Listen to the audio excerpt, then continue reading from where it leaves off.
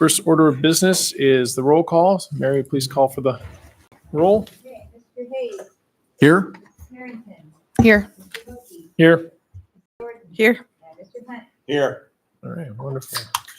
With that, we'll move to the pledge. If you are able to, would like to join us for the pledge, and then please remain standing for a moment of contemplation after this. Quiet. Would you lead us, please? Pledge allegiance to the flag of the United States of America and to the republic for which it stands, one nation, under God, indivisible, with liberty and justice for all.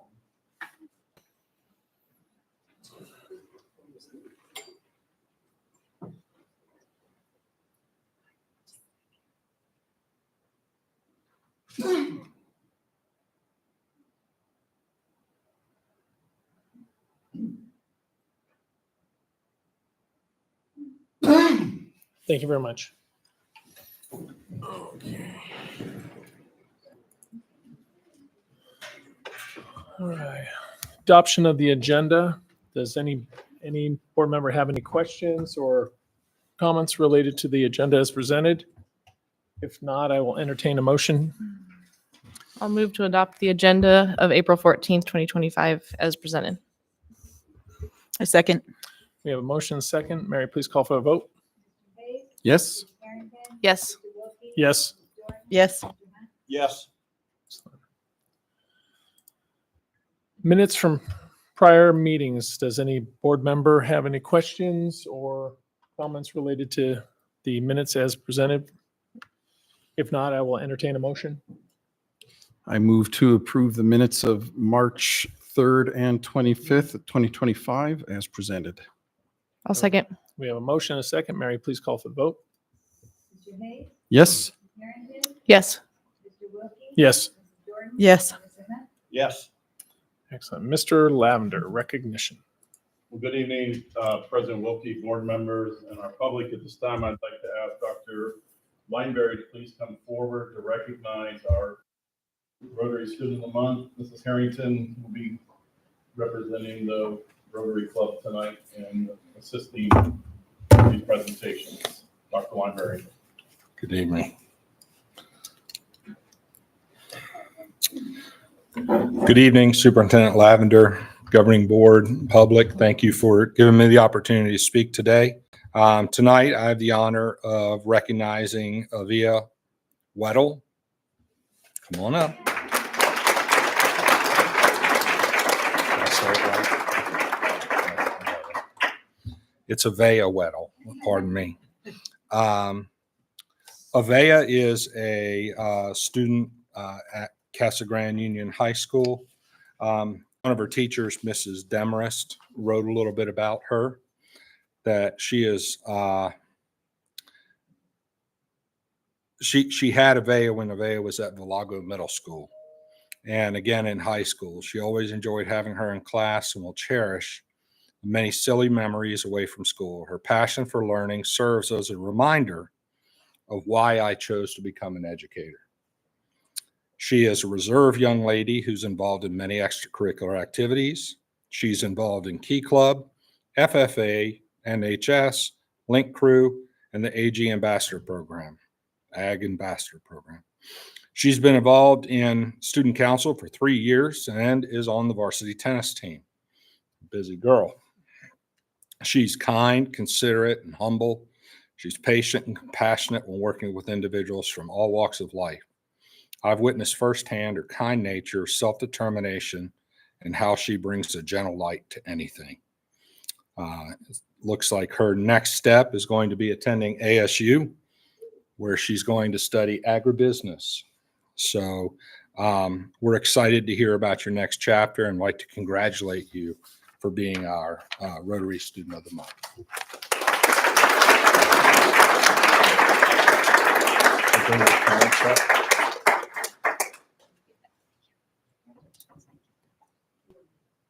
Yeah, you can go shake the hands of everybody on the board.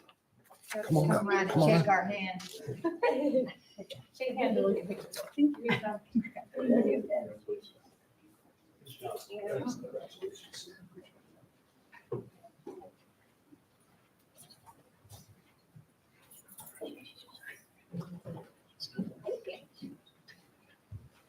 We're gonna make you famous. My dad come over here.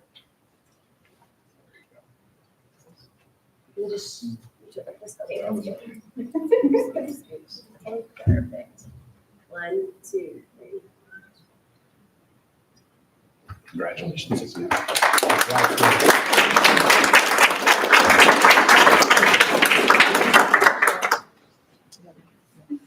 Next is our acting principal for Vista Grande High School, Mrs. Turan, who will recognize the Vista Grande Student of the Month.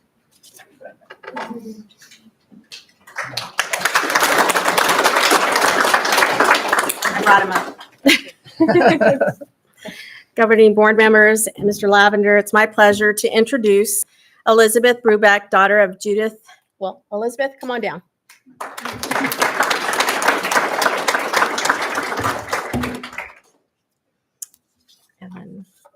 Elizabeth Brubeck is the daughter of Judith and Joseph Brubeck and has been named Vista Grande's April Rotary Student of the Month, a well-earned recognition of her academic excellence, leadership, and community service. Throughout high school, Elizabeth has maintained a 3.5 GPA while balancing her rigorous coursework with her passion for sports and extracurricular activities. She has been a dedicated varsity softball athlete for all 4 years and currently serves as the sports editor for the yearbook. Additionally, Elizabeth is an active member of the National Honor Society, Key Club, and the Student Athlete Advisory Committee. Elizabeth has also prioritized volunteering and developed excellent time management skills by successfully balancing school, sports, clubs, a job, and church commitments. Looking ahead, she plans to graduate with a 3.5 GPA, attend Central Arizona College, and pursue a career in diagnostic medical sonography. Her ultimate goal is to travel the world and embrace life's adventures. Elizabeth's dedication to both her studies and community makes her a truly deserving recipient of this honor. Congratulations.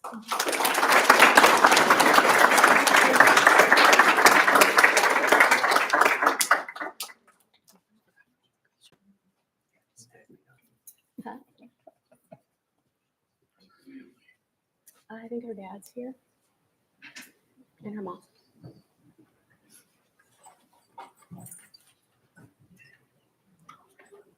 We're gonna go here.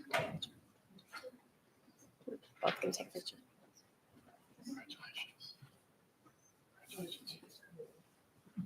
I think we can. We might want to have to shift. That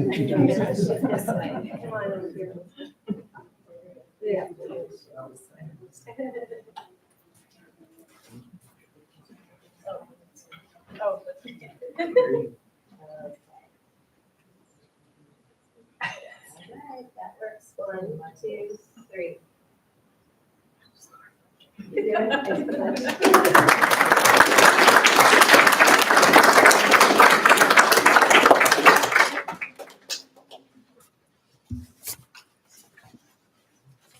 Next from Pace High School is Mr. Clardy and Ms. Mendoza for the Pace Students of the Month for March and April.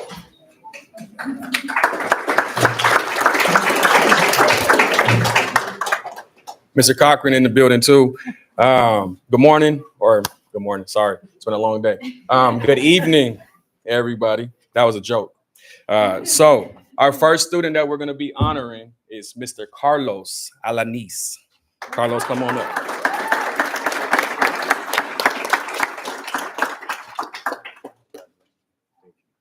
So Carlos is our Pace Python student that is very much involved in the community. It's a delight to be able to have him here representing our student of the month for the month of March because Carlos is an outstanding ninth grader. He's transitioned to Pace, being a shining example of dedication, hard work, a positive spirit within our school. I know every day that Carlos comes, we're going to get the best out of Carlos. Carlos is an honor student with a determined go-getter attitude. Carlos consistently strives for academic excellence in all of his classes. Beyond his impressive studies, he actively contributes to the school community in numerous ways. Let me tell you, he is a participant in the light parade. He was our gingerbread man. Made the front page, by the way. Even with that, he also has worked with the youth at Desert Willow and Vista Grande, Sparky's within our Chick-fil-A Leadership Academy. reading to them and mentoring them. His willingness to work with them is excellent, but it doesn't stop there. Carlos has brought his grandfather, his tata, to help us plan a lowrider car show that will be coming to Pace April 25th. So that's right around the corner. It's called Culture and Cruising to raise community awareness and show everybody our space at Pace. Carlos is playing a key role in bringing major vendors like his grandfather and the awareness event that we'll be having. Within the classroom, his advisors say that he's a natural born leader that takes on leadership roles. He's very much helpful with all of his peers. He's very proactive in his approach. He's a positive influence, and it is a true delight to be able to announce you as our Student of the Month for March. Congratulations, Carlos Alanis. Family, come on up. Carlos. Go ahead and shake everybody's hand. Family, you guys want to come on up?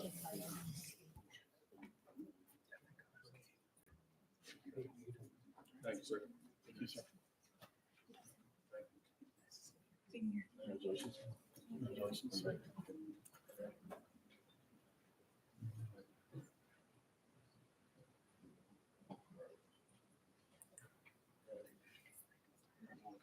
Oh man, I'm not picture ready for this. Certainly not picture ready.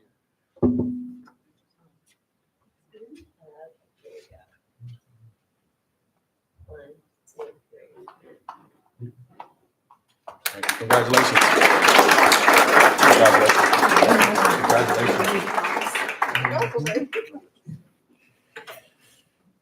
All right, our April Student of the Month, Mrs. Noelle Soto. Come on up.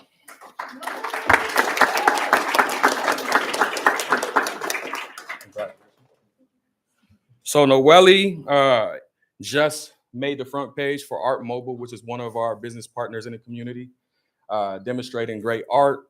She is our April Student of the Month because she exemplifies greatness in many of ways, has a positive attitude, and she makes significant contributions. As a true leader, Noelle actively participates in student council, Mrs. Mendoza, and raise leaders with the rural Arizona engagement. Her leadership extends into the community where she proactively leads school visits with community conversations through the Casa Grande Alliance. She also is all about making sure that she ensures our school has the right spirit. She also made the front page. She was what was she in the light parade? She was Miss Ginger.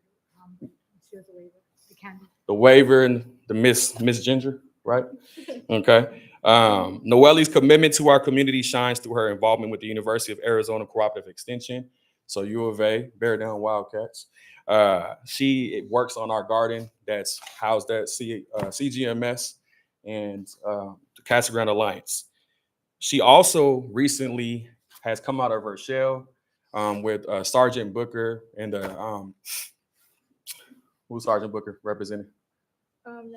National Guard, our boot camp. Her quiet spirit, her smile has come out and been a leader working with the youth through our boot camp that we run every Monday, Motivation Monday. Noelle is very much an advocate. She has participated in Youth Advocacy Day twice in one school year, right?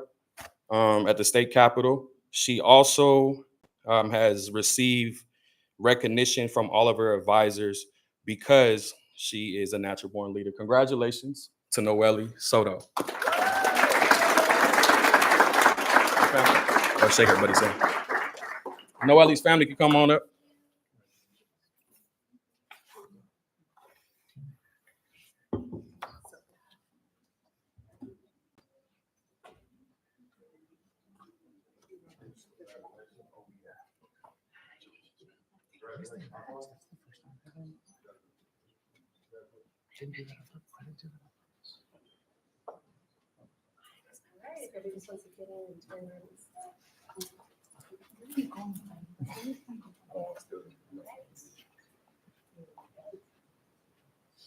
One, two, 3.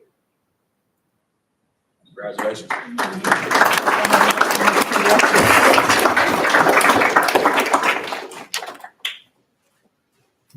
Next, I'm going to call Lisa Miller, our CTE, Career Technical Education Director up for our CTE Students of the Month.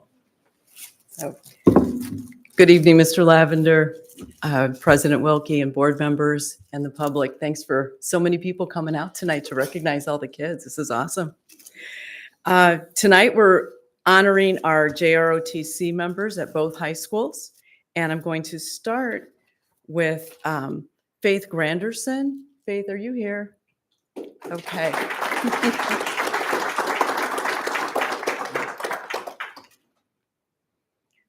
So I'd like to share some words with you from her instructor, First Sergeant Griego. First of all, her parents are Neelam and Pammy Granderson.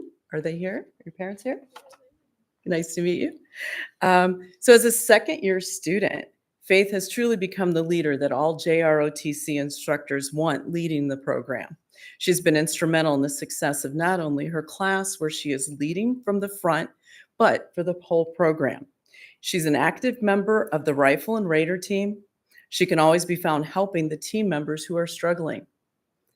In the classroom, she is a no-nonsense leader, always setting the example for others to strive for. Her dedication does not stop there, as she has contributed numerous hours of her time supporting various community service projects and giving back to her community. No matter how great her accomplishments are, she remains humble and lets her actions speak for herself. You can always find her mentoring other first and second year students, and no matter how busy her schedule is, she always continues to help when and where needed, bringing credit upon herself and the entire program at Vista Grande High School. Congratulations to you, Faith.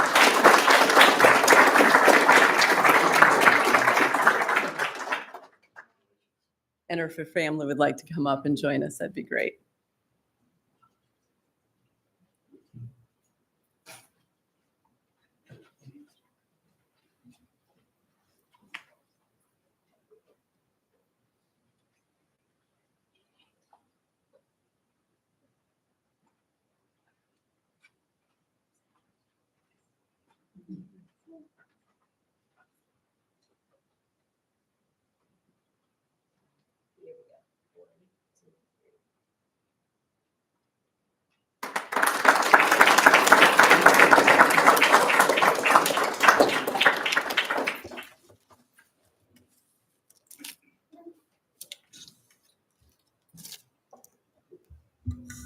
And from Casa Grande Union High School, I would like to honor Amaya Ortega.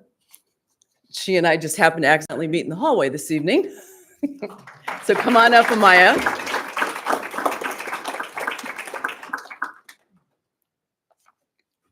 So she was nominated by Major Sergeant Davis at Union. Her mom is with her tonight, Irina Ortega. So nice to see you. I want to share some words about you. Come on up so everybody can see you. So Maya is a dedicated, disciplined student who exemplifies leadership and perseverance. As a Marine Corps Junior ROTC cadet, she is consistently demonstrating integrity, responsibility, and a strong commitment to excellence. Her dedication extends beyond the program as she actively pursues personal growth through involvement in guitar at CGUHS, Muay Thai, and the kickboxing. These activities showcase her discipline, creativity, and determination, qualities that set her apart as a well-rounded individual. She has a wonderful ability to balance rigorous physical training and academics with extracurricular pursuits. She has a strong work ethic and is a natural leader who leads by example, inspiring those around her with her resilience and dedication.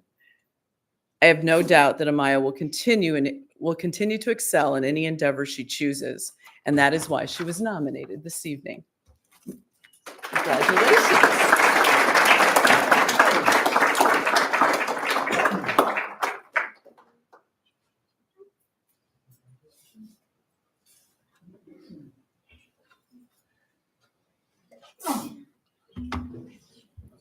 Congratulations.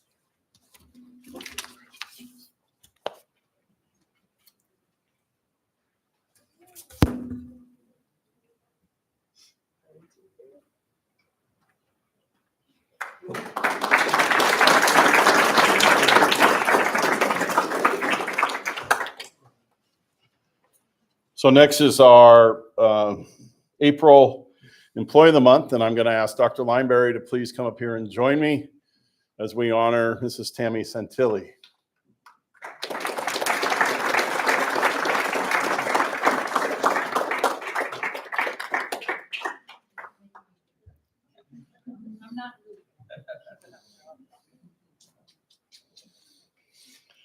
So I guess one of the things I should share with everybody that Tammy is accident prone. Act like you know me. I do know you because I've hired you 4 different times. Back in 1999, I hired Tammy when she was a teacher at Picacho Elementary to come teach science for us at Casa Grande Junior High. It was so long ago, there was even a middle school back then. From there, I hired her at Cactus Middle School, where she taught 6th grade science, then Valago Middle School, where she taught 6th grade science, and then here at Casa Grande Union, where she taught life science as well as freshman success. And Tammy has been a fantastic teacher in all of the jobs that she has performed. You know, when we talk to new teachers, we talk to them about the importance of relationships. And I share a quote by Dr. Ruby Payne that says, "No significant learning takes place without a significant relationship." And certainly that comment is things that I have noticed in Tammy over the years. Plus, I heard once that teachers aren't going to remember what you taught them. So they may not remember the science lessons or the freshman success, but they're going to remember how you made them feel. And I don't think I in my career have ever worked with a teacher that's as student-centered as Tammy is.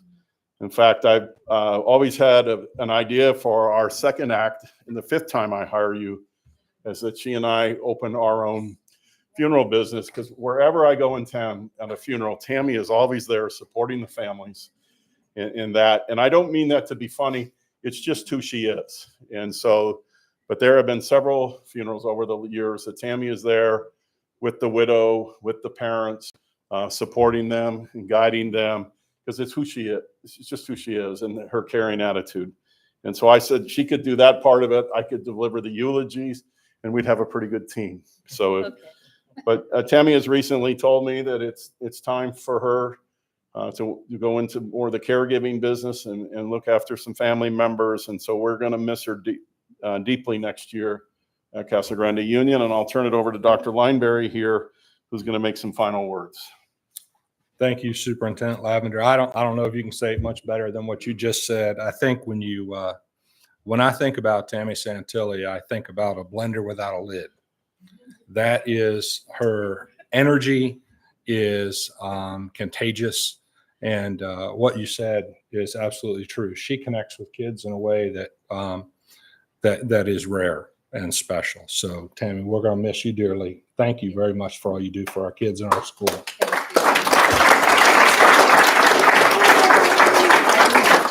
You able to walk around, or do you want them to come up here? No. I can walk.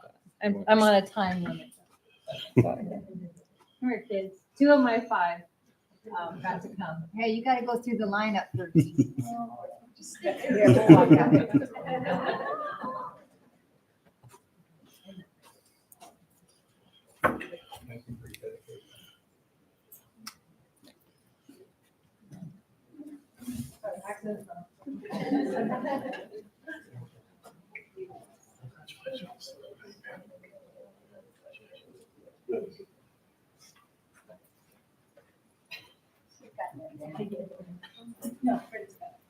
I can sit in the picture.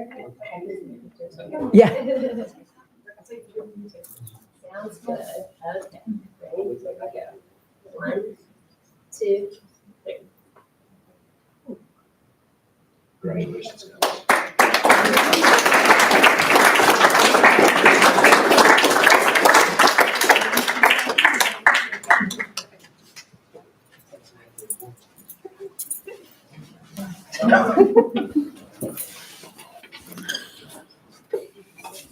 At this time, we want to thank everybody to coming out and supporting all of those that were recognized tonight. Great job. Thank you very much for all that you do. And we will take a pause right here. So if you would like to leave and go about business at home or whatever, you're more than free to. So, but thank you very much for coming tonight.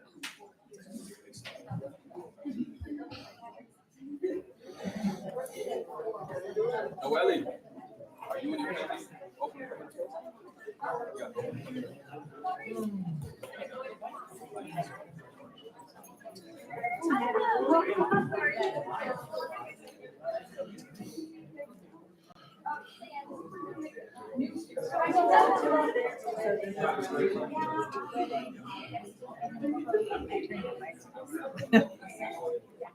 Turn them off. Turned it on. Oh. Sending your way. Do you want to, will you take a Absolutely.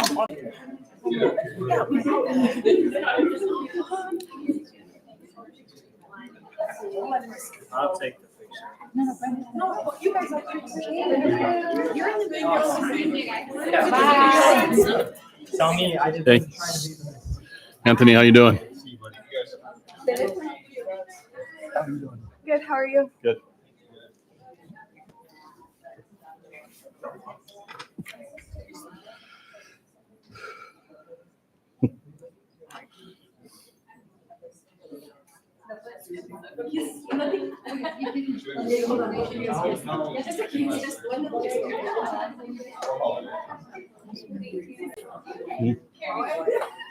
Jessica? I got whatever.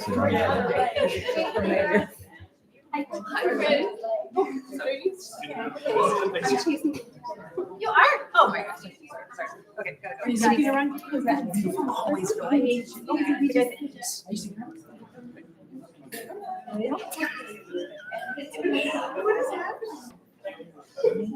All right. With that, Mr. Lavender, we'll turn it over for reports and presentations.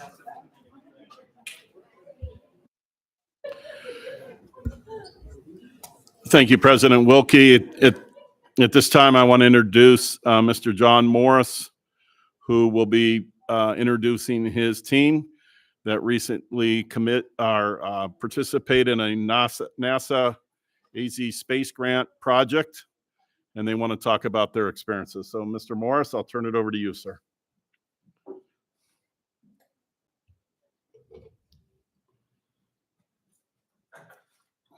Mr. President, board members, Superintendent Lavender. So I want to introduce to you our near space research team. This is a group of students who this is an ongoing project, actually. We've been involved in this for about 3 years, and it is a university level project that I taught for 1 semester at CAC, and I asked if I might bring my high school students into this because I was looking at what they're doing, and I thought our high school students can do this. And so we've assembled teams every semester, and we have done a really good job at presenting with the university students. So the Space Symposium is actually for graduate and undergraduate students who have received space grant money from NASA to do research, and it's where they present the results of their research every year. And for the last couple of years, our high school students have been in there in a breakout session presenting alongside with them as well. So with that, I'd like to invite the team up here, and they have a presentation they'd like to share with you.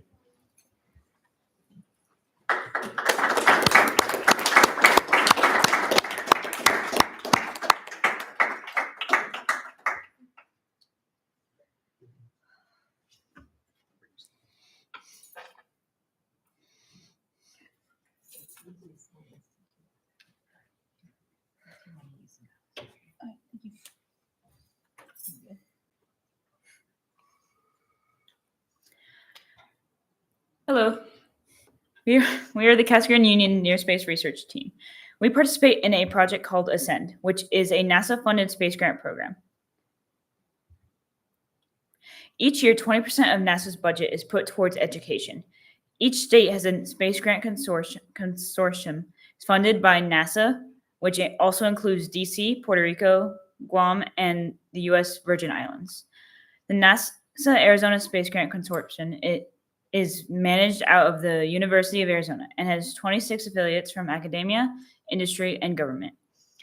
Each semester, we are given a budget to spend on supplies to put towards our project payload. This project is done by a group of colleges in Arizona, and we are the only high school that's part of this project.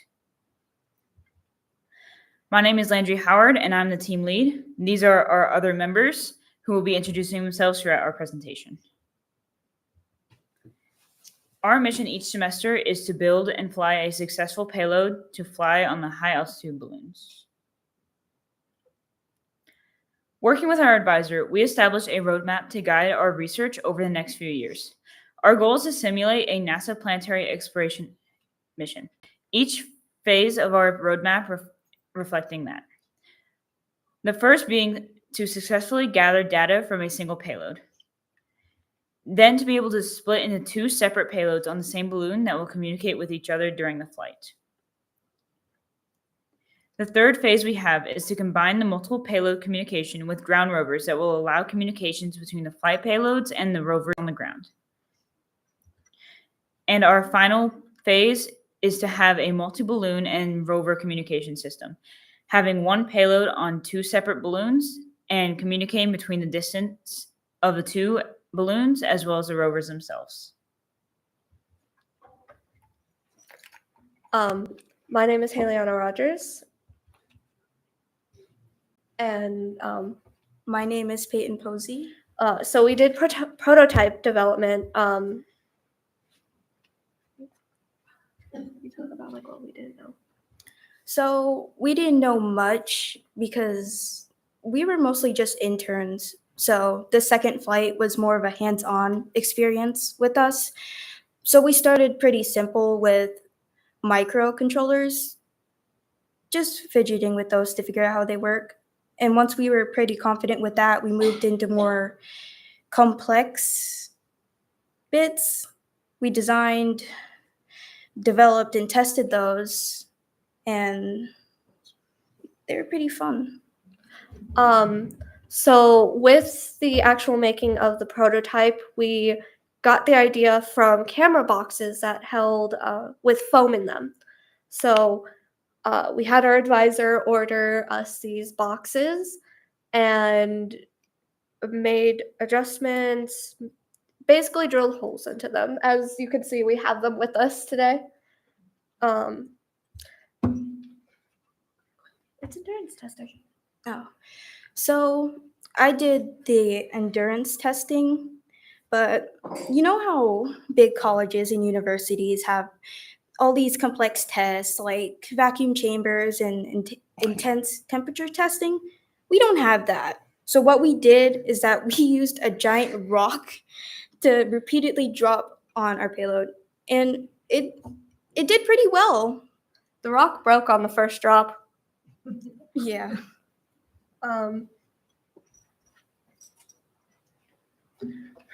My name is Axel Carrera, and I'm going to be talking about the enclosure. Alongside this is Zachariah Buchanan. Yeah, I am Zachariah Buchanan, but So we had 3 requirements for the enclosure modification. The first one was that we needed all our equipment to fit inside of the enclosure. Number 2 was that said enclosure needed to be able to protect everything inside from the outside elements. Third requirement was that that both payloads needed to meet or be below the 3-pound requirement that was given to us. Development was rather smooth. Using mills, drill presses, and rulers, we were able to successfully measure out the original prototype payload and modify accordingly. Testing was also very much a success. We were able to successfully put all of our components into the designated spaces and have the payload completely operational without any issues whatsoever. Originally, we had the idea to use a model known as a CubeSat, which is a pretty common model in making these payloads. However, like mentioned earlier, we decided to transition to an ABS box, with the idea being that we have all our instruments surrounded by foam inside a hard shell. The CAD was made using SolidWorks and eDrawings.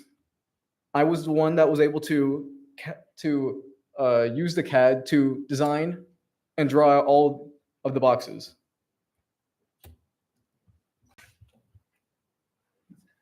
So for programming, the way that it works is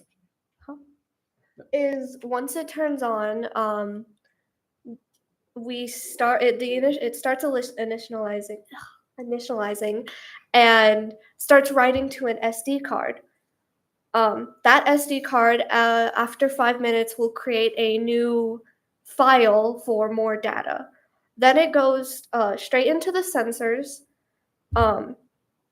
trying to get any data from them. And then our radio comes in. If our radio is responding, it will initialize its network. And if it is not, it will give us an error. So we use C-type coding in Arduino, or using Arduino, and we put it into a type of board called Nano, or an Arduino Nano. The second image is all of the data that we got from it. So this was mostly figuring out where the layout of everything was going to be, like our cameras, our sensors, the board itself. It took a while, but as you can see in the second image, below the chart, it shows our final product to where everything's going to be. As you can see the boards, the camera. But going to the chart, it shows all the components at the top in the black and white text. So we have, the Arduino Nano and all that stuff. But as we look into the different parts, we can see what parts of the sensor we use and how they connect to the Arduino itself. For example, for our SD card reader, we use the CS, our card select, which plugs into the D10. Hi, I'm Emily Keene. I do all the hardware for our payload. So this is the power distribution system for our payload. So we connected to the Arduino, we have a voltmeter, and a switch. So that's connected to two 9-volt batteries, which we have wired in parallel, which power the whole system. For this semester, I designed my own custom PCB using KiCad, which is a electrical computer aid design platform. And it's easier if I explain this first.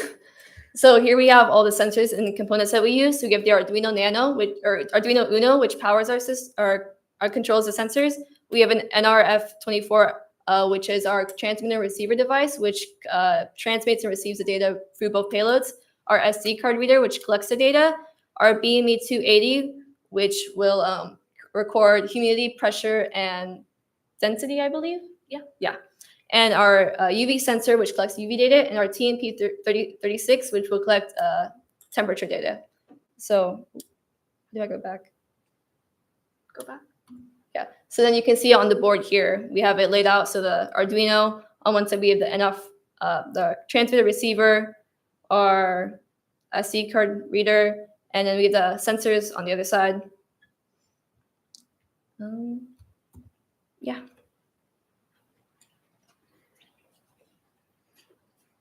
So, the pre-launch briefing. Answer, or Arizona Near Space Research Team, well, not exactly team, but Answer briefed us first on the day of the pre-flight launch, the night before, on time and location. So very far down on I-8, around 6:30 in the morning, or no, not 6, 8, no, 6. Predicted flight path, predicted weather conditions, because we want to be able to fly these balloons in the most safe way and most controlled way as possible. As we can't control them once they're up in the air, but as long as we can control when we want to launch, right? And ours.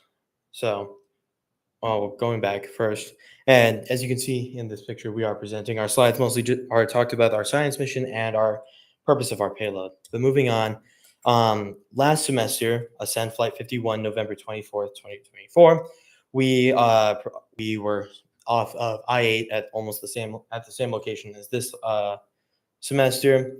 But as a lot of the information is on the slide, a lot of this was to the plan, almost to the T, actually. Our payload launch went up into high altitude and landed nearly where it was predicted to land based off weather conditions and the airstream conditions.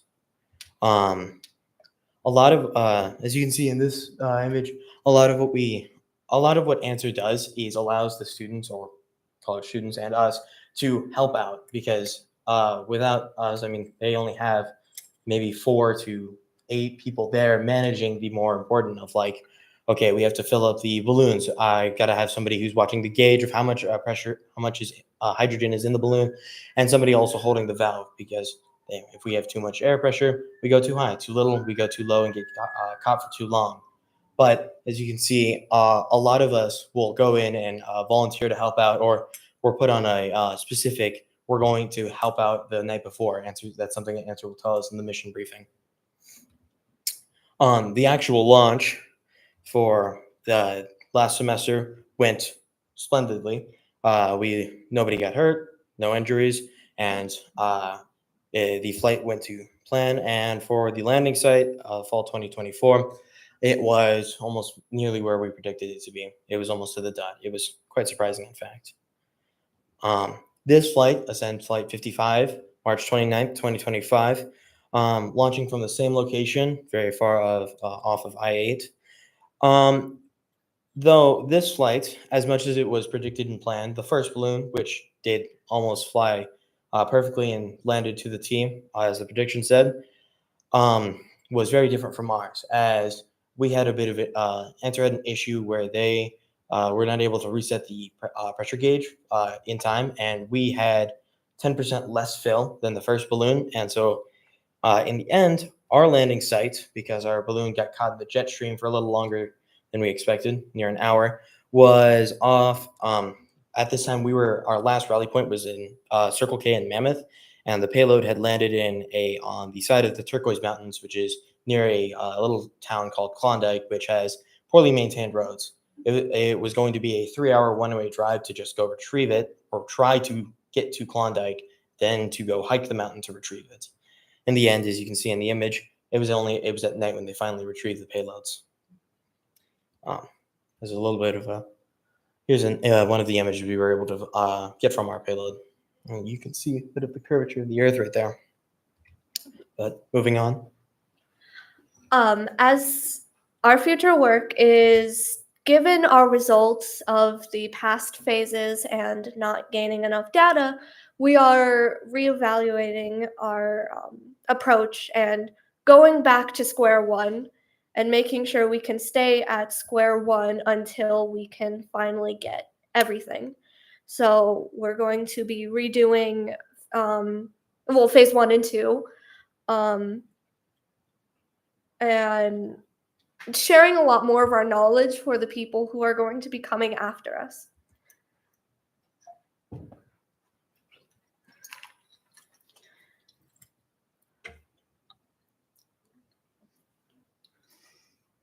So, we'd like to say thank you to everyone who helps with this program: Michelle Coe, Clayton Jacobs, Stephen Thomas, Shirley Campbell, and our advisor, John Morris.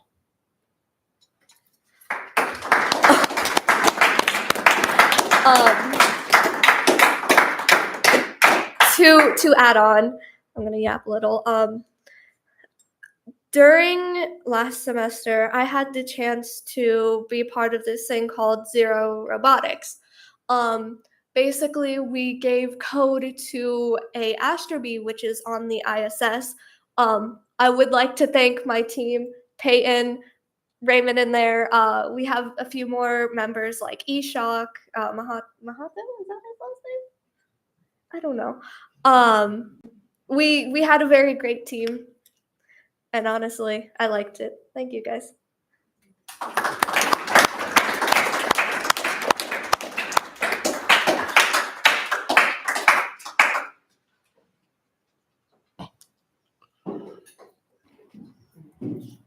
Did you want to make any comments to our team? Was there any questions for them? I mean, No questions, just very impressive. And I know we've watched this over the last few years, and I remember some of the failures and the learning experiences from a few years ago. And it really looks like you guys are you're doing that critical thinking, improving continuously, and it's very impressive. So good job. yeah, I'm totally impressed with all, you took it from scratch. It's not like you just bought something and said, "Oh, this is something." You had to do the coding, you had to do the machining. Yeah, just really, really impressive. Thank you. Well, I'll just say, as far as presenting, well done, because I'm maybe one of the least science and technology minded people you'll meet. It's just because my brain works differently, right?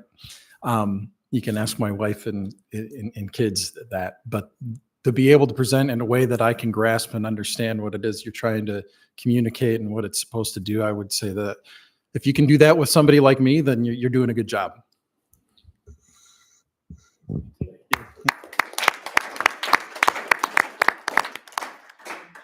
I know we need to get moving, but I just wanted to add on the Zero Robotics competition that Haley described was actually out through MIT. And most of the schools that competed in it were schools from Massachusetts and New England areas. So we had some competition with that.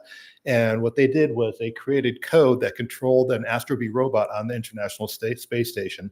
And then they had a one-day event where an astronaut ran through all the schools and that got to run their code on the Astro B on the space station. It was broadcast live. The kids got to watch it. So CGUHS has been to space.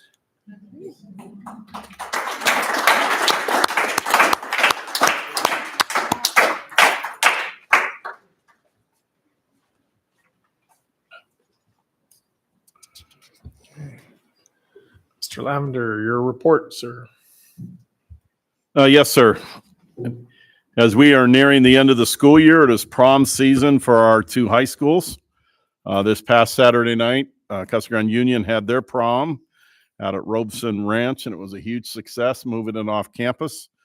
They only had one issue with the sprinklers going on in the parking lot and getting wet out there, and they had one uninvited guest, a rattlesnake, that was out on the one of the sidewalks. So once I heard that, I turned around and went home. So, and Vista's prom will be on Saturday, April 26th, and coming up. I wanted to also update the community and the board on our social media litigation update. Currently, the district has filed suit against the social media companies. Recently, the federal court judge has approved the consolidated action, which is allowing the suit to go forward with all of us. And we will be meeting soon in the discovery phase with our attorney to start preparing documents going forward. I don't think we'll be one of the districts that will be one of the main presenters, but we will certainly be part of the case. Also, Vista Grande recently hosted the Vista STEAM Fair, which is science, technology, engineering, art, and math. And they had 150 students present innovative hands-on projects. Also on April 4th, I was able to attend the annual Cesar Chavez Scholarship event. This year, they brought it back as a dinner. There were 64 students in Pinal County that received scholarships. 39 came from Casa Grande Union and 7 came from Vista Grande. So 46 of the 64 students who were recognized that night came from our school district. There was also the Cesar Chavez Art Contest, and Vista Grande cleaned up on that with third place going to Amber Knob, second place tie with Vanna Silva and Isabel Landrum, and congratulations to Leah Mercado, who won first place. So, also recently, our Casa Grande Union Indoor Percussion Ensemble competed in the state championship and finished second place, and our Color Guard competed in the state championship and finished fourth place. Also recently, both of our schools participated in the CAC math competition. Ron Boyan and Drew Ortega from Vista Grande received second place in the level 2 teams competition, and Landon Mogia finished third place overall, and Camille Kaiser and Emily Dickman finished second place in the algebra geometry competition, and Union received third place overall. So congratulations there. They already talked about our Union team giving up some of their time during spring break to go up to Flagstaff to participate in the competition for robotics up there. And then I also had the privilege of attending the Casa Grande Library, which was a Vista Grande Library joint partnership with the school district and the city on the Living Library presentation for Women's History Month. Kamisha Guy and Arlissa Crank Townsend. Kamisha is a community member. 3 of her daughters participated in this event, taking on different characters. And then Arlissa Crank Townsend, our counselor from Casa Grande Union, portrayed Claretta Scott King, who is somebody that she met when she was high school. It was a fascinating event, and I'm looking forward to doing it again in November for Veterans Day and having veterans share their personal experiences in that. As we near the end of the year, it's becoming our annual traditions of academic nights where we recognize all the students receiving scholarships, academic awards. Our valedictorian, salutatorian Vista will be on May 1st, and Union will be on May 8th. And all board members have received invitations to there, and we hope that you can come out for these events as well as the community. We also want to congratulate Braden Moore from Casa Grande Union, who recently was selected to the All-State Choir. And we wish our baseball team from Vista Grande best of luck. They're in solid position right now to make the state playoffs. Union's on the bubble, so they're going to need a strong finish over the next 2 weeks. And then our softball team, Casa Grande Union, is in solid position to make the state playoffs, and Vista's on the bubble. But we wish them the best of luck as they're finishing up this season. And then I want to share one story. Sawyer Barth, who is I believe he's a junior at Casa Grande Union. He was our student body president when I was at Valago Middle School as an 8th grader. When he started 9th grade, he was diagnosed with leukemia and has been in treatment. He will be ringing the bell on April 28th for being in remission. And so that's just a great day to see Sawyer to be able to do that. But Sawyer's not done, because they're organizing a blood drive that he's helping organize. I believe it is on Wednesday, April 30th at Casa Grande Union. And so Sawyer's already giving back, and we're working with students to give back. But I'm so proud of him that he's going to be able to ring that bell. And then I want to share recently one of our former board members, Mr. Bob Hopkins, who was a board member from 1997 to 2001. He was a longtime teacher at Casa Grande Junior High, taught shop and drafting there, passed away. And so obviously we want to extend our condolences to his wife, Natalie, his 2 children. And Bob was a very dedicated teacher I had the privilege of working with for a few years. And it's just very sad, his passing.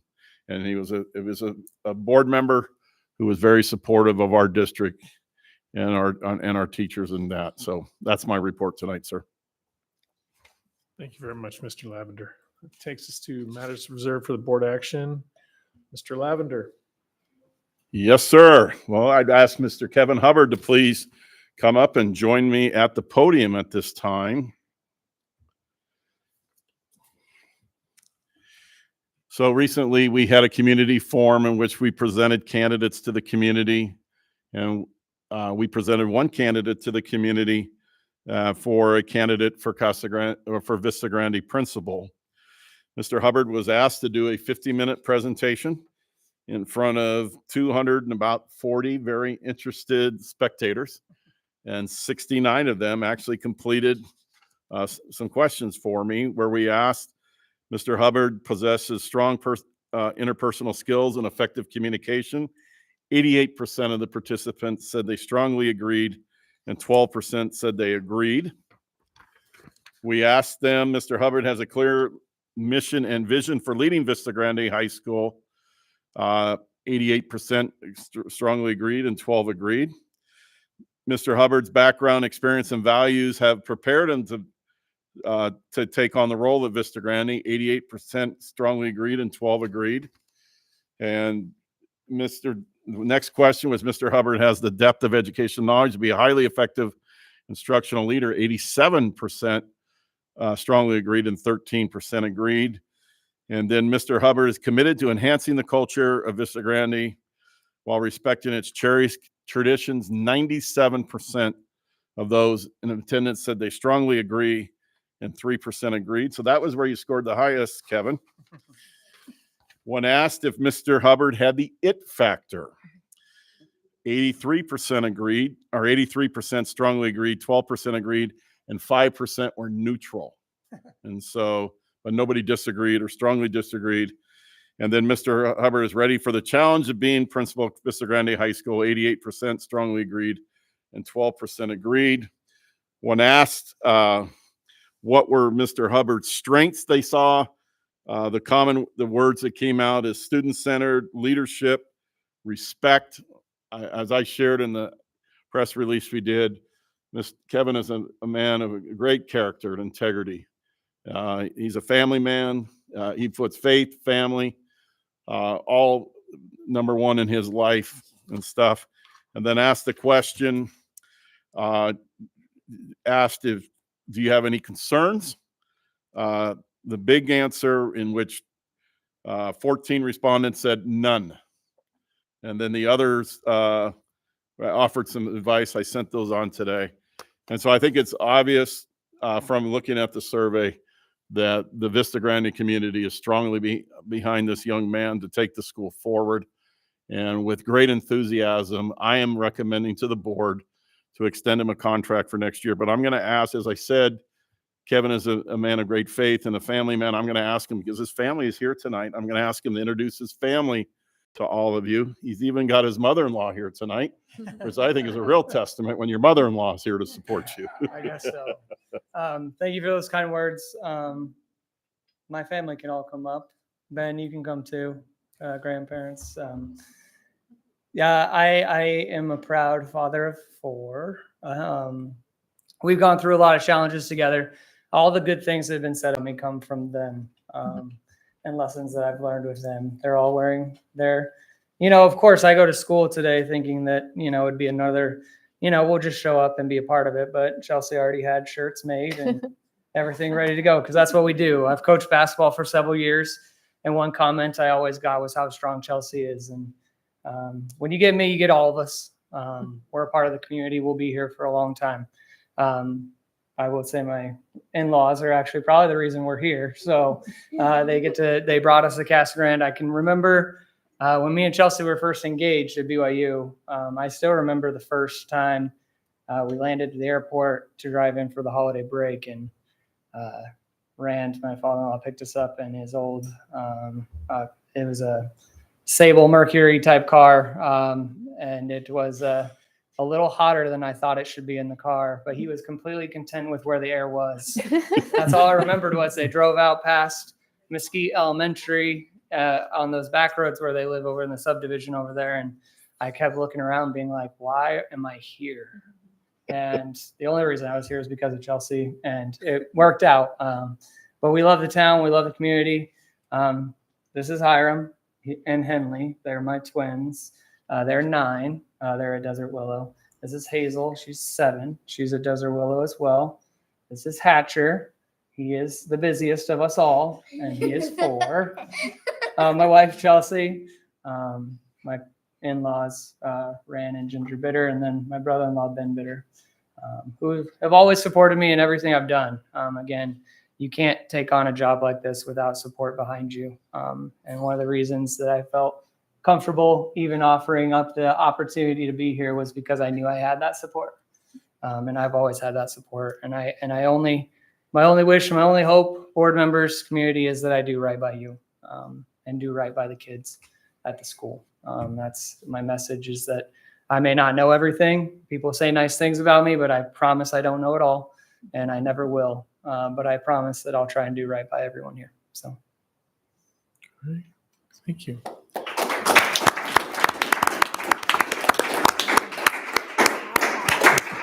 Are there any questions or comments from the board? No, just very nice job the other day when you were speaking in front of everybody. So thank you. I'll echo that. It was clear that you had a grasp of the situation and that you had the ear of the individuals, all the people in there. I looked around the room and they were engaged, and that's important. And so can't wait to see all the good things you're going to do out there. So congratulations and welcome. And with that, we'll accept a motion. I move to approve the appointment of Kevin Hubbard as principal at Vista Grande High School beginning July 1st, 2025. Now second that. We have a motion and a second. Mary, please call for the vote. Mr. Hayes? Yes. Harrington? Yes. Mrs. Jordan? Yes. Mr. Hunt? Yes. And Mr. Wilkie? Yes. Congratulations.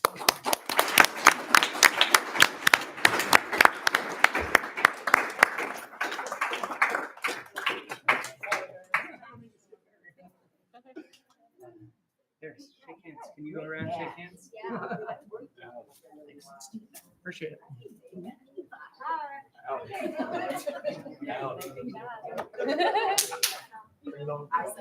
It's been fun for me to. All right, family, join Kevin up front for a picture, please.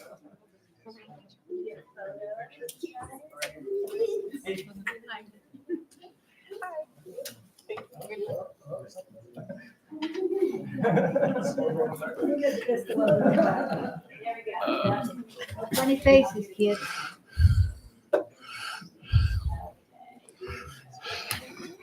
One, two, three.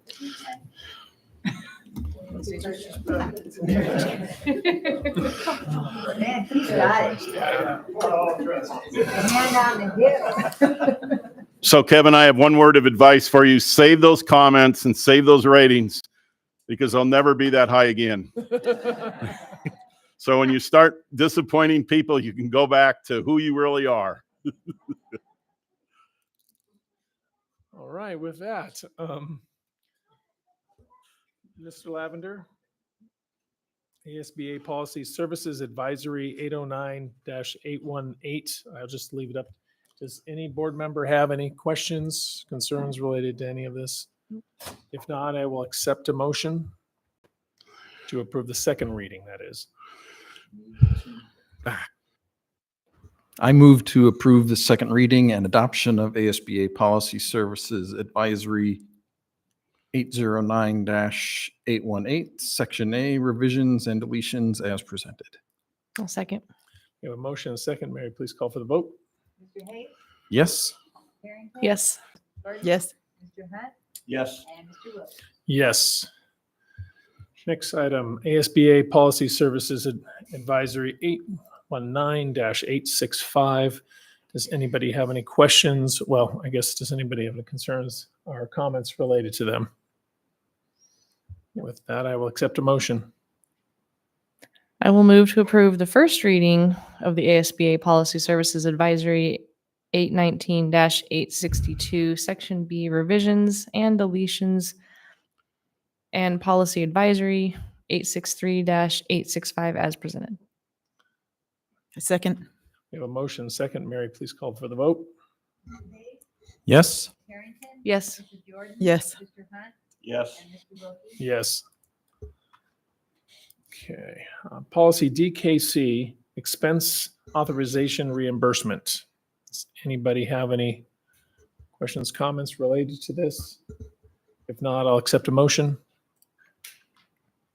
I move to approve the first reading of the district revision to policy DKC, expense authorization reimbursement as presented. I'll second. We have a motion and a second. Mary, please call for the vote. Mr. Hayes? Yes. Harrington? Yes. Mrs. Jordan? Yes. Mr. Hunt? Yes. And Mr. Wilkie? Yes. That brings us to the fiscal year 2026 employee health and welfare benefits. Mr. Lavender. Yes, President Wilkie and governing board members, our Director of Human Resources, Mrs. Glenda Cole, will be presenting on this. Thank you.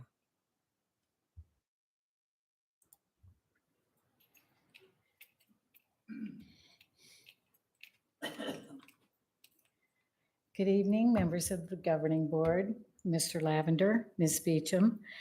Tonight, I'm going to go over some information that you have regarding our health and welfare benefit plans. I'll go over this very quickly for you. Some of it I realize is dry. What we're looking at, the recommendations that have been made were put together for our medical plans, dental plans, vision plan, life insurance, short-term disability, telemedicine, and our FSA or flexible spending account. Excuse me. The medical plan has had somewhat of an increase this year, and we did expect it. We thought that we were going to have double digits, but it turns out that our increase is about 5%. And CapFi, or Capital Finance, the company who advocates for us, sent out some RFPs and some RFQs for us. And when everything came back, what we found out, excuse me, is that the recommendation is to continue to offer the copay and the HDHP plan through Kairos, which is the company we've been with for a few years now.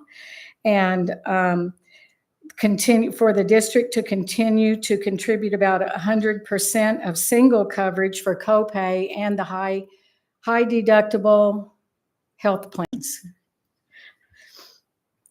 This represents a $35 increase per employee in the district, from $705 to about $738 per employee. Excuse me. This increase is about a 4.9% increase. And like I said earlier, we thought it was going to be much higher. We were guessing that it might be double digits. And so we were actually kind of happy to see only a 5% increase. Last year, I think it was a little lower. But as we all know, insurance is based on our history, and we took a few shots. We had some folks that in the district that had some issues, and we're always glad to have insurance and grateful that the district is able to cover for us. And because of that, we did see an increase, but nothing at all like we had expected. We're very, very grateful to see that. Excuse me, our dental plan has another year of having a 0% increase, and we're with Delta Dental on that. So we're grateful for that. Our vision plan is again through Avisus, and we have a 0% increase on our vision plan. And I think there was an RFP that went out for four groups. And yes, there were some groups that offered significant savings. Like one even was like offering less than 17% or a 17% or more decrease to what we're paying. And some of the others had decreases such as 6%, so forth and so on. But of course, with that came higher costs to the employees. So there were some issues such as added copays and maybe more expense for frames, things like that. So we're grateful that we get to stay with a Visas on that. And then our basic life and AD&D and our voluntary life, there was, if you see the number in there, it's kind of scary. It says there was a 98% increase. However, what that means is that turns out to be about $15,000 increase for the district. And this is because, or one of the reasons is this was the first increase in the plan since its inception in 2019. So, and $15,000 for the district turned out to be something bearable. I just wish that number 98.6% wasn't in there. That's a little scary to look at, but it only means $15,000 increase. Our short-term disability is through Equitable, and that again is another 0% increase. So we're happy to hear that. And then telemedicine, every year we like to ask the employees what their thinking is on telemedicine because we just want to know if it's worth it. And I've had actually people stop me when I'm just walking along in the halls or wherever and tell me a story. Sometimes they're not the way things turned out and we're able to get with someone that can help us help them. But more often than not, they're about great things that happened when they were able to get through with telemedicine, talk to someone, take care of things at home, not have to go in and take care of visits and things like that. And I send out reminders not only for telemedicine, but also for mental health and wellness, probably once a quarter, just to remind people that the district offers these services, and those are two services that I think are used quite a bit. The mental health and wellness are offered through Kairos. It's part of their whole plan. And then we have the last issue that we have, or the last insurance that we have, just to let you know about, is the FSA, or the flexible spending account. And that also comes in at a 0% increase for the district. One thing, when I was talking about the 4.9 on the medical plan, the 4.9% increase that I mentioned earlier, where we anticipated maybe a double-digit increase, that increase does amount to 175,000, little over 175,000, and it is an increase of about 172,000. And it does sound, pretty scary, but like I said, we did have some big costs last year, and when other information came into capital finance and we were able to look some of this over, it looked like this was still going to be the best deal that we could have for the employees. In a nutshell, there you are. Are there any questions or concerns? Any questions? I do have one. Okay, I'll do my best. In reviewing the data that was provided to us, I'm glad that we're able to cover our teachers and our staff and our members. How much is it for a family? I think there are two coverages. One is for spouse only, and one is for family, a larger group. And I know it's considerable. Jeanette, do you have any idea what that is? I've got it in my book upstairs. I'm sorry, I didn't come prepared. Numbers I recall were like $400 or $500 up to $600 per pay period, I believe. If that's thank you for doing the job you did to try to find us the best deal. It's just one of those things I'd love to see a bundling, if that's even possible, with other groups. And I know it's not as easy as just snapping your fingers and making it work, but this is just a reality that we're in, that healthcare is very expensive for the families. And I'm just applaud your effort for providing good healthcare for our employees and the best that we can offer at this point for the families. But I'd love to see what we can do for next year for if there's a way of reducing it for the families. Historically, I was a single mother for a number of years, and historically that's always been the nightmare, because you're trying to figure out, how do you pay your rent, how do you buy your groceries, and you have to make sure, especially your little ones, are covered. Mm-hmm. And I, as far as I can remember, and I've been in education for over 30 years, and providing the family, the dependent health coverage has always been the most expensive part. And I hate to say this, but the only thing I might offer is to ask someone if they can shop around, and not just say, oh, I'm going to take the districts, because way back in the dark ages, when I was a young single mother, I did shop around, and I was surprised to find a well-known, if I were to name the insurance company, we all know them. They have the same colors as Union, one of Union's school colors. So, I carried them the whole time, because I couldn't afford our districts. I worked in another district. I could not afford the insurance there either, that our district offered. But I think that's about right. Jeanette, do you know? So Yeah, we have three groups that work with school districts. So it's ASBATE, we have Valley Schools, and Kairos right now. Those are three that we have. We also are now looking at the state health plan, and they're doing a big study to see if schools can participate in their programs as well.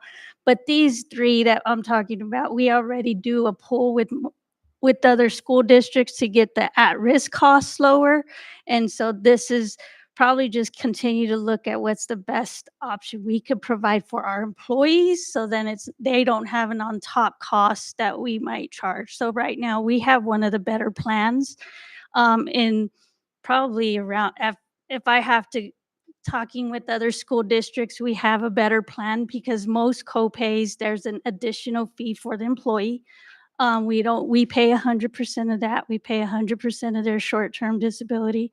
If they're on the high deductible plan, we give them $22,034 on their HSA card from the district. So that's money they could use. And that's the highest I've seen from other school districts. Well, So the difference between being on a copay plan and the high deductible, we give that difference to the employee for their HSA account. well, again, thank you for all your efforts for that. Certainly, and if I may give a plug to the HSA account to any employees out there who might be listening, it's really a great deal. Talk to someone who has been on it. And Jeanette is the research person. She's very good with numbers, and so thank you for all of your looking into it. Thank you all. Right. If I could just add also this year we've added a dual spouse and family, so that the cost for the family for our employees who are married in the district and work for a district, for a family, it is going to be a cost savings. If they're on the copay plan, it'll be about $558 a month versus a employee adding their family. I think they pay about $12.96 for a family. So when we put those spouses together and they have to work for the district, both spouses, and then have their family, and there will be a savings to them. Good. Thank you. If there's any other questions or comments, if not, I'll accept a motion. I move to approve the fiscal year 2026 Employee Health and Welfare Benefit Plan renewal as presented. Do I have a second? Second. We have a motion and a second. Mary, please call for the vote. Mr. Hayes? Yes. Mrs. Harrington? Yes. Mrs. Jordan? Yes. Mr. Hunt? Yes. And Mr. Wilkie? Yes. Mr. Lavender. So item F is to approve the Pinal County Service Consortium intergovernmental agreement. As you know, the Pinal County provides several services for us. The main being they're the ones that cut our paychecks for our employees and process them. They provide staff development for our employees as well. And so this is just the agreement to provide these services. Recommend approval. Any questions, comments? If not, I'll accept a motion. I'll move to approve the fiscal year 2026 to 2028 Pinal County Education Service Consortium intergovernmental agreement as presented. Second. We have a motion and a second. Mary, please call for the vote. Mr. Hayes? Yes. Mrs. Harrington? Yes. Mrs. Jordan? Yes. Mr. Hunt? Yes. And Mr. Wilkie? Yes. Mr. Lavender, data sharing. Item number G is part of our efforts to increase getting information from our 4 feeder schools about the students that are coming to us.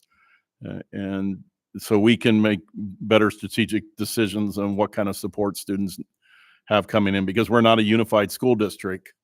There can't be that natural transition of information without this agreement in place. Recently we met with board members and the superintendents and curriculum people from all 4 of our feeder districts. Casa Grande Elementary was the first to get the agreement in, but we expect in future meetings to have one from Stanfield, Sackatone, and Toltec as well. And it just assists our people in getting information to help smoother transition for our incoming freshmen each year. Excellent. I just wanted to say thank you for putting that meeting together. I thought it was really great. It was good collaborating. It was actually just, I learned a lot from some of the feeder districts that were not as, ingrained in, the like the Sackatone and Stanfield. And so I thought it was a very productive meeting. So thank you. Any other comments or questions?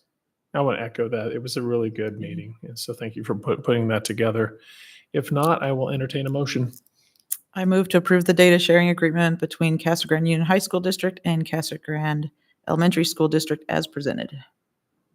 I'll second. We have a motion and a second. Mary, please call for the vote. Mr. Hay? Yes. Mrs. Harrington? Yes. Mrs. Jordan? Yes. Mr. Hunt?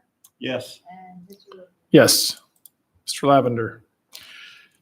Yes, President Wilkie and board members, recently we had our annual audit and financial review, and we have the results of them there. We have Mrs. Price, our Director of Finance, here if you have any questions to ask about the audit. But I think she provided all of you some information as well. And to make this easy, my understanding of reading is so there was no really findings of any significant. No, there wasn't any like a year ago. So this is our second audit. We're working on what we didn't have completed last audit. As you know, woohoo, we got it done and submitted in time. Our deadline is March 31st to have our audits and submitted to where they need to go with the state. And so thank you, Veronica and her team, and Mrs. Cole and her team for getting everything we needed to the auditors so we could get that completed on time and not ask for an extension. All of the findings were procedural things that we just need to clean up. There are no findings where we've done anything that would be considered dishonest or the hiding of money. Hello, good evening. I just wanted to review the summary so that you can understand the rhyme to it. You were attached toward 3 reports: a comprehensive report, a single audit report, and then the compliance questionnaire. This summary are what we call findings or deficiencies. So in 23, we had 46 deficiencies. For 24, we have 28. So there is significant improvement. The breakdown, there are 18 categories that our auditors review. Each of those categories has a different number of questions that are asked. If to any of those questions the auditors answer no, that is when a deficiency is recorded. We had no findings in 3 of the categories. Those were budgeting, classroom site fund, and records management. There are 2 categories that are not applicable to us, and that's supplies, inventory, and long-term debt. The supplies inventory is a central warehouse, which although we have a warehouse, we don't utilize it in a manner of a central warehouse for inventory. Long-term debt, even though we do have a current bond, there were no bonds issued in 24. So that's why they're not applicable to us. If you look at each of the categories next to the findings, so it indicates how many findings, for example, governing board management procedures. There's 11 questions in that category, and there's 2 findings for fiscal year 24. The number in parentheses is what was the finding in 2023. So just wanted to give you an explanation of that. On the back are the remainder of the categories. And to Mr. Wilkie, to your question about a significant deficiency, there is currently an in-process deficiency. So this was identified in 23. It is being addressed, but it is not to a standard of where it would be cleared, where the other 4 deficiencies from 23 were cleared and removed. On our consent agenda, we have an item to close out our student activities funds and auxiliary funds, which are being housed at a third party, Wells Fargo, to close out the accounts and then to move the balances to the county treasurer. So this deficiency will be gone as well at the end of this fiscal year. The problem was that in 22 and in 23, reconciliation wasn't happening the way that it needed to. And unfortunately, it's not as easy as going into the system and finding the deficiency, or I'm sorry, the discrepancy. So we've had to pull month by month reports and actually go through each of those expenses for the month to find the amount that was reported. So again, on the back is our corrective action plan. So the little notes at the bottom of the box is our corrective action plan. It indicates an anticipated completion date of January 1st, 2026. That was prior to the decision being made at the recommendation of the auditors general to close those accounts and move them to the county treasurers. So now that expected completion date is going to be June 2025. We want to make sure that it's reconciled so that when we move it over to the county, we don't have any discrepancies moving forward. Any questions? Any questions? Thank you very much. You're welcome. If there's no additional questions, I will accept a motion. I move to approve the annual comprehensive financial report and single audit reporting package for the year ending June 30th, 2024, as presented. I'll second. We have a motion, a second. Mary, please call for the vote. Mr. Hayes? Yes. Mrs. Harrington? Yes. Mrs. Jordan? Yes. Mr. Hunt? Yes. And Mr. Wilkie? Yes. Okay. APS easement agreement, Mr. Lavender?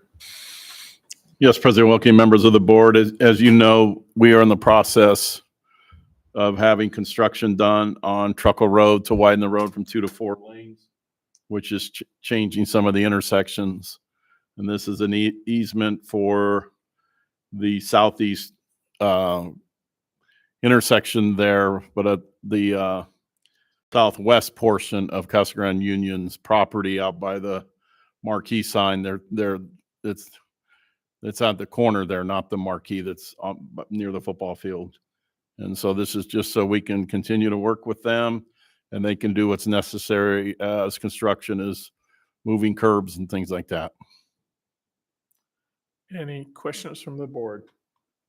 Not, I'll entertain a motion. I move to approve the APS utility easement agreement as presented. I'll second. We have a motion, a second. Mary, please call for the vote. Mr. Hayes? Yes. Harrington? Yes. Mrs. Jordan? Yes. Mr. Hunt? Yes. Mr. Wilkie? Yes. Donations, Mr. Lavender. Yes, President Wilkie, members of the board, this month we continue to receive generous donations from our community. The Vista Grande Key Club received a $1,000 donation from the Kiwanis Club. The Casa Grande Union Boys Tennis Team received a $500 donation from Fitzgibbon's Law Office and a $400 donation from Kent and Christina Volkmer. The Vista Grande ESS department received a sit and stand hover combo valued at approximately $3,600 from Mobility Plus. The Casa Grande Union Band received a $600 donation from the city of Casa Grande. The Casa Grande Union High School Art Club received a $100,000 grant from the city of Casa Grande. PACE received 4 Microsoft laptops from Wilbur, Fermenta, and Resnick Lewis PC Law Firm. And recently we had students that assisted with the Rotary Club annual dinner, Denim and Diamonds. And each of these groups is receiving $1,000. The Vista Grande Link Crew, the Vista Grande Student Council, Vista Grande Key Club, Casa Grande Union Spirit Line, Casa Grande Union Football, Casa Grande Union Culinary Arts, and Casa Grande Union Construction. And we recommend accepting these donations. Wow. Awesome. Any comments from the board? I just wanted to comment that at the Denim and Diamonds event that we put on for Rotary, all of the students were amazing, very helpful, eager to help, and their presence was definitely felt. So we appreciate it. And again, thank you for the continued support of our programs for the generous community. With that, I will accept a motion. I will make a motion to approve the donations as presented. I will second. I have a motion and a second. Mary, please call for the vote. Mr. Hayes? Yes. Mrs. Harrington? Yes. Mrs. Jordan? Yes. Mr. Hunt? Yes. And Mr. Wilkie. Yes. Brings us to the consent agenda. All items presented under the consent agenda may be taken in with one motion, one vote, unless any board member would like to pull any of these items off for discussion. Do I have anybody who would like to remove anything from that? If not, then I will accept a motion.